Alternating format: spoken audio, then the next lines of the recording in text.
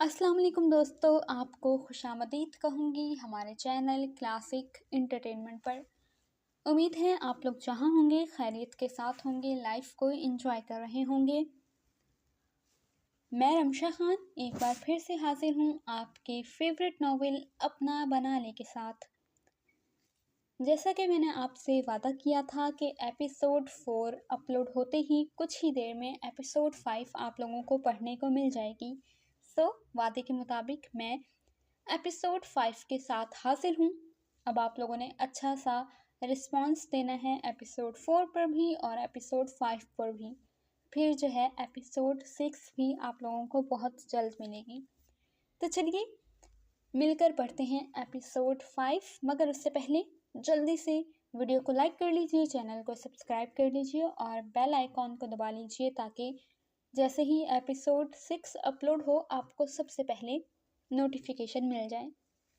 तो चलिए अब पढ़ते हैं एपिसोड अपना बना ले, written by Seema Shahid, episode 5। Cockpit में सन्नाटा छा गया था। सिर्फ इंजन की आवाज़ सुनाई दे रही थी। हम किधर जा रहे हैं? काफ़ी देर बाद अनाविया ने सवाल किया कि अब दूर से सब्ज़ा और घने दरख्त नज़र आ रहे थे, जैसे कोई जंगल आने वाला हो। मैंने हमेशा यही सोचा था कि जब भी मैं शादी करूँगा तो अपनी वाइफ के साथ हनीमून मनाने इन पहाड़ियों में आऊँगा, सबसे दूर पुरसकून इलास्का की पहाड़ियों में। वो सर्द लहजे में बात कर रहा था। अनाविया ने पुरसोच नज़रों से उसे देखा। क्या इसने उस दिन वाकई उस लड़की नेहर से शादी कर ली थी? और कहीं सच में तो इसकी शादी टूटने वाली नहीं थी जो वो इसके साथ नहीं आई? वो संजीदगी से अपने पास बराबर में पायलट की सीट पर बैठे यूसुफ सफ़ीर के चौड़े शाने और घने स्याह बालों वाले सर को देख रही थी। उसके बाल घने और थोड़ा सा कर्ली थे, नाक थोड़ी ऊंची थी, मजबूत जबड़े, घना शेव, दराज कद। मेरा यहाँ एक छोटा सा लकड़ी का कॉटेज है। मैं यहाँ सुकून से फिशिंग करने के इरादे से आया हूँ। यूसुफ ने संजीदगी से कहा कि वो उसे खुद को देखता बाखूबी महसूस कर चुका था। क्या आप मेरे लिए किसी ट्रांसपोर्ट का इंतज़ाम कर सकते हैं? बस या रेल, जो भी मुमकिन हो। अनाविया ने घने दरख्तों को देखते हुए उससे दरख्वास्त की। क्या वाकई तुम्हारी कोई मंजिल, कोई ठिकाना नहीं है? वो जांचती हुई नज़रों से उसे देख रहा था। नहीं, वो धीरे से कहकर बाहर देखने लगी। उसने हंकारा भरा। यहाँ इलास्का के पुरसकून पहाड़ी जंगलात में छुट्टियाँ गुजारना चाहोगी? उसकी बात सुनकर अनाविया ने एक झटके से उसे देखा था। आप कहना क्या चाहते हैं? वो थोड़ा रूठ हुई कि न जाने वो उसे किस किस्म की लड़की समझ रहा था, जो पहले एक दिन के लिए सबके सामने उसकी नकली बीवी बनी और अब उसके साथ यहाँ तक चली आई थी। अब वो उसे क्या बताती कि वो अपने डैडी और फियांसी से छुपती फिर रही है। मुझे लगता है कि मैं और तुम अच्छे दोस्त बन सकते हैं, और तुमने मेरी और मेरी दादी की इज्जत बचाकर मुझ पर जो एहसान किया है वो भी मुझ पर बोझ है। मैं ऐसे कैसे तुम्हें बेनिशान मंजिलों की तलाश में अकेला छोड़ दूं? वो सुकून से बोला। एक लम्हे को अनाविया को लगा जैसे वो उसके दिमाग की सोचें पढ़ रहा हो। आप? अनाविया ने कुछ कहना चाहा। मुझे मेरी बात मुकम्मल करने दो एनी, यूसुफ ने उसे टोका। हम आज ही मिले हैं, पर मैं तुम्हारे साथ खुद को बहुत कंफर्टेबल महसूस कर रहा हूँ, जैसे बरसों से तुम्हें जानता हूँ। वो कह रहा था और अनाविया हैरत से उसे देख रही थी कि उसे भी तो ऐसा ही महसूस हो रहा था। मेरा कॉटेज 2 बेडरूम्स पर मुश्तमिल है, बहुत पुरसकून और कुदरत के हसीन नज़ारों से करीब तर। उसने अपने कॉटेज का नक्शा खींचा। ये इलाका वाकई जन्नत नज़ीर है। वो सताइशी नज़रों से चारों तरफ देखती हुई बोली। बस फिर तय है तुम मेरे साथ आ रही हो। वैसे भी ये इलाका अभी तक इंसानी जिद्दतों से बचा हुआ है। ना इधर बिजली है, ना इंटरनेट, ना केबल, ना टीवी, और ना ही तुम्हें इधर बस टैक्सी मिलेगी, ना कोई जहाज। अनाविया को ऐसा लगा जैसे वो उसे किसी सदियों पुराने वक्त में ले आया है। तो इधर अगर किसी को कहीं आना जाना हो तो वो क्या करते हैं? उसने हैरत से सवाल किया। इधर आबादी ना होने के बराबर है, जो हैं वो भी कोसों दूर हैं। और आना जाना? उसने बोलते बोलते अनाविया को देखा। अल्लाह ने इंसान को ये जो दो टांगे दी हैं उनका इस्तेमाल करना होता है। चले, आना जाना तो समझ आ गया, और खाना पीना, उसका क्या? उसने जहन में मचलता हुआ सवाल किया। जंगल है, शिकार करेंगे या इधर झील पर आकर मछलियाँ पकड़ेंगे। बाकी नाश्ते के लिए पीछे बहुत सी मुर्गियाँ हैं। जिसे अंडा खाना होगा वो मुर्गियों से दरख्वास्त करके ले आएगा। वो शगुफ्तगी से बोला, और एक बात, तुम्हें मेरे साथ कॉटेज का काम भी बांटना होगा। सफाई, खाना पकाना, शिकार करना हम बारी बांध लेंगे। बाकी तुम लड़की हो, इलाके से नाबलद हो, तो तुम्हारा बाहर आना जाना भी मेरे साथ ही होगा। हम दो अच्छे दोस्तों की तरह रहेंगे और बराबरी की सतह पर काम करेंगे। उसने अनाविया को वार्न किया। उसकी ऑफर पर अनाविया ने आंखें बंद करके सोचा, अभी कुछ दिन उसे वैसे भी छुप कर रहना था, और ये इलाका, ये जंगल, उसके डैडी और उनके चमचे सोच भी नहीं सकते थे कि वो इधर होगी।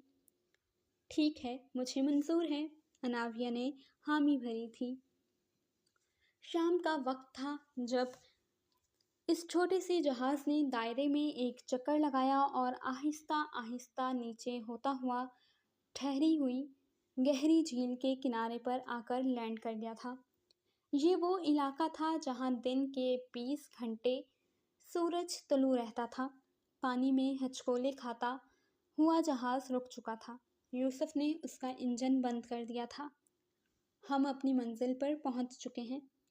वो अपना हेडफोन उतार कर बेल्ट खोलता हुआ अनाविया से बोला, जो हैरानगी से झील के किनारे घने दरख्तों से अटे इस हिस्से को देख रही थी जहाँ जहाज रुका था। तुम रुको। वो अनाविया को अंदर रहने का कहकर जंप लगाकर नीचे पानी में उतरा। ये जगह उसके लिए मखसूस थी। रस्सी से जहाज को डोक पर बांधकर वो सीधा हुआ।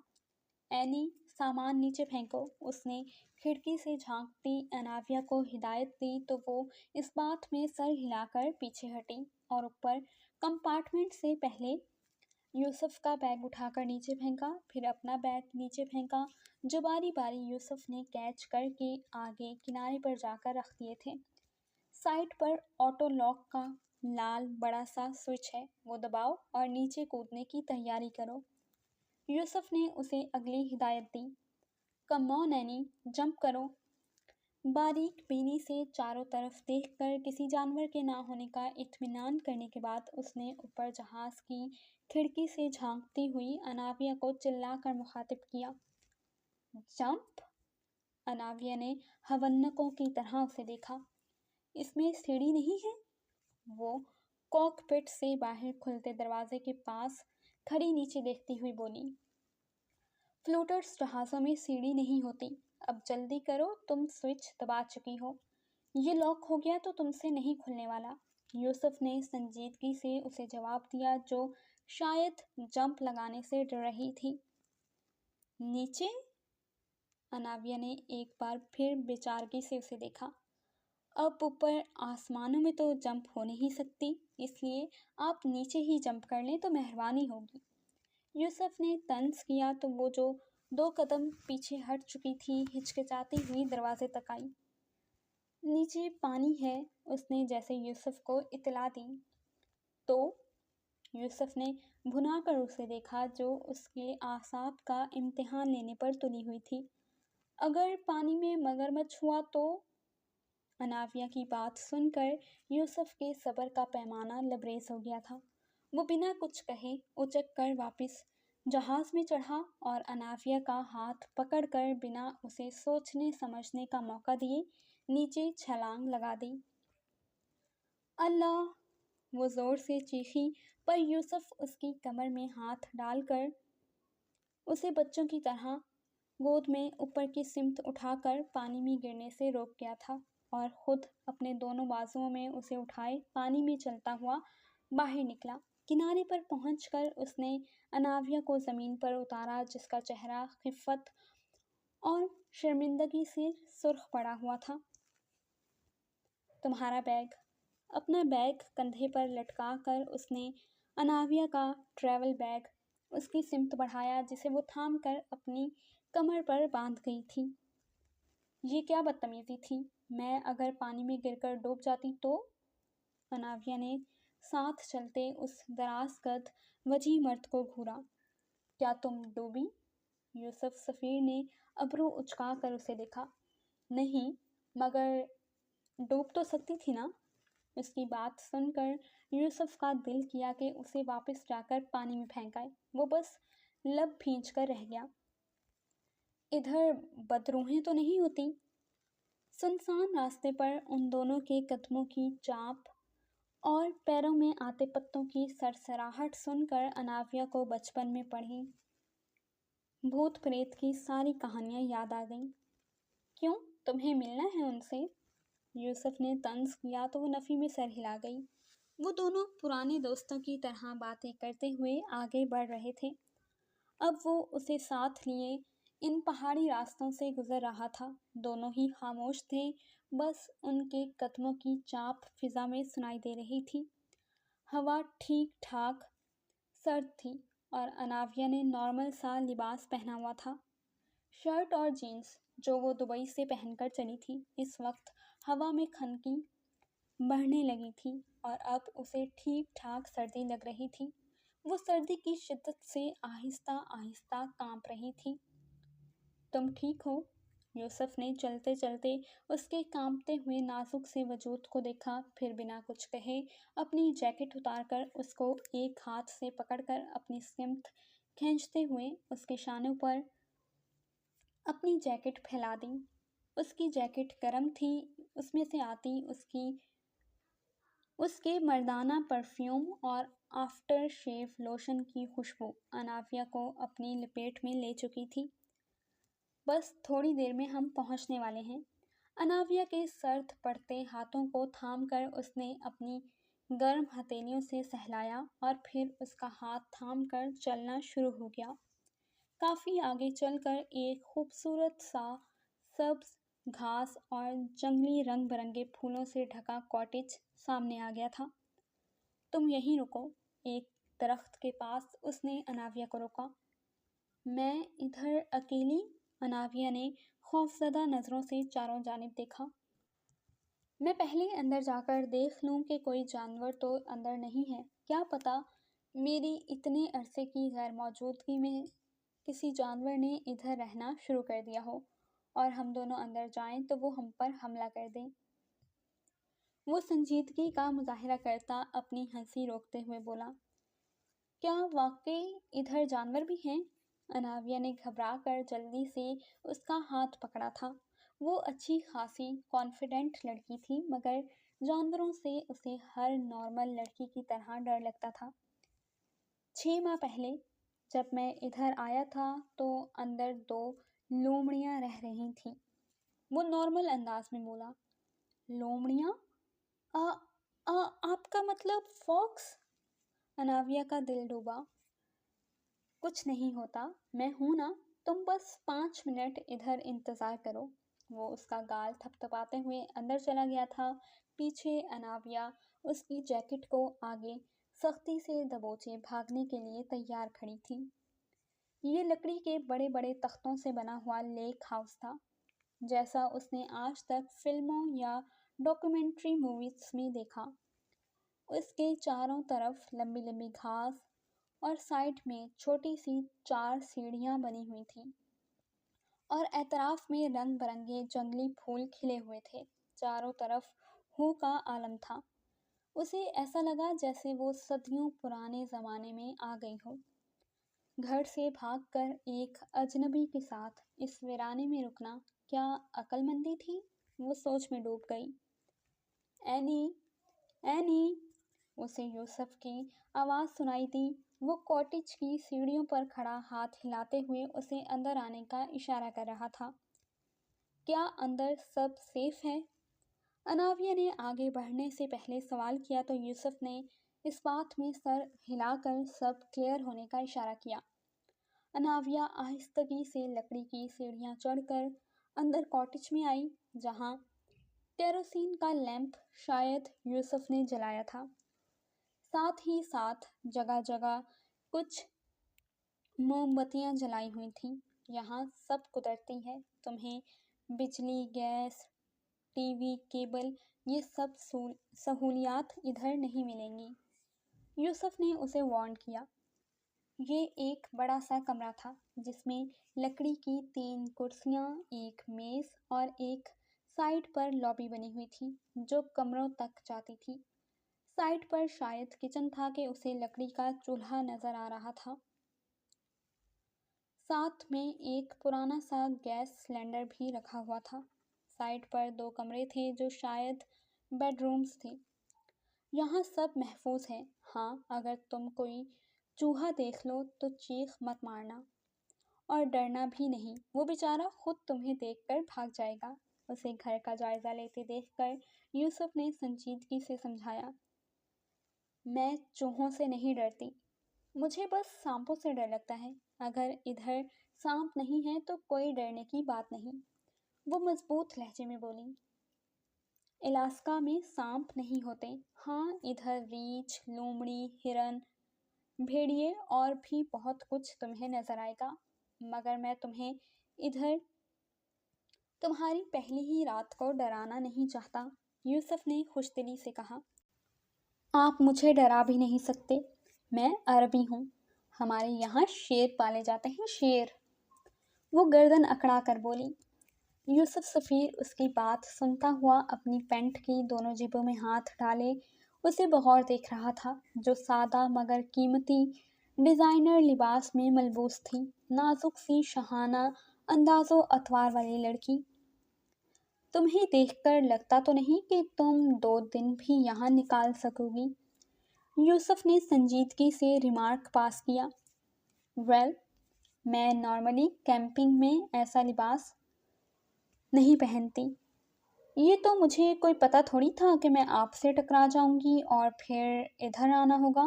مجھے ریگستان میں کیمپنگ کا بہت تجربہ ہے، کھلے آسمانوں کے نیچے سونا، کیمپ لگانا، مجھے یہ سب آتا ہے۔ میں کوئی نازک سی لڑکی نہیں ہوں، خاصی رف ٹف گرل ہوں، وہ اپنے دفاع میں بولی کہ کسی بھی طرح اس نے ادھر کچھ دن نکالنے تھے۔ یہ جگہ اس دنیا اور اپنے ڈیڈی سے کٹ کر چھپ کر رہنے کے لیے بہترین تھی۔ تم دیکھنے میں تو بہت نازک سی بابا کی پری ٹائپ لڑکی لگتی ہو، خیر میں تمہارا رف ٹف اسٹائل ضرور دیکھنا چاہوں گا، وہ نرمی سے بولا اور پھر رخ موڑ کر آتش دان میں لکڑیاں ڈال کر آگ سلگانے لگا۔ تھوڑی دیر بعد لکڑیوں کے سلگنے کی آواز اور کمرے میں گرمائش پھیلنا شروع ہو گئی تھی۔ یہاں سردی بہت ہے، تم اپنے کپڑے بدل لو، یہ فینسی لائٹ کپڑے ادھر نہیں چلیں گے، اس نے اناویہ کو مشورہ دیا جو اسے بھی پسند آیا تھا۔ وہ اس بات میں سر ہلاتی ہوئی آہستہ سے ایک کمرے کی طرف بڑھی۔ کمرے کے دروازے کے نزدیک پہنچ کر اس نے اندر جھانکا۔ پورا کمرہ اندھیرے میں ڈوبا ہوا تھا۔ ملگجی سی سلگتی ہوئی آنکھ کی روشنی میں اس نے اپنی کلائی پر بندھی ہوئی گھڑی میں وقت دیکھا تو صبح کے 4 بج رہے تھے۔ اس کی گھڑی میں ابھی تک دبئی کا وقت سیٹ تھا۔ کیا ہوا؟ وہ آتش دان کے پاس سے اٹھ کر اس کے نزدیک آیا۔ کچھ نہیں، اناویہ نے زبردستی مسکراتے ہوئے جواب دیا۔ اب کیا کہتی کہ اسے اندھیرے کمرے میں جانے سے ڈر لگ رہا ہے، وہ پہلے ہی اسے پاپا کی پری کا خطاب دے چکا تھا۔ وہ مزید کچھ اور سننے کے موڈ میں نہیں تھی۔ جاری ہے۔ جی تو ریڈرز، آج کی ایپیسوڈ بھی آپ لوگوں کو یقیناً بہت زیادہ پسند آئی ہوگی، اور میں تو خود اب جو ہے بہت زیادہ ایکسائٹیڈ ہوں کہ ان دونوں نے کیسے الاسکا میں اپنی چھٹیاں گزارنی ہیں اور کیا کیا ہونے والا ہے۔ یہ سب جاننے کے لیے مجھے تو بہت زیادہ جو ہے نا بے صبری سے انتظار ہو رہا ہے، اور یقیناً آپ لوگوں کو بھی ہو رہا ہوگا۔ تو آپ لوگ ایپیسوڈ 4 اور 5 ریڈ کیجئے، انشاءاللہ بہت جلد میں ایپیسوڈ 6 لے کر آپ لوگوں کے لیے حاضر ہوں گی۔ تب تک اپنا خیال رکھیے گا، دعاؤں میں یاد رکھیے گا۔ اللہ نگہبان۔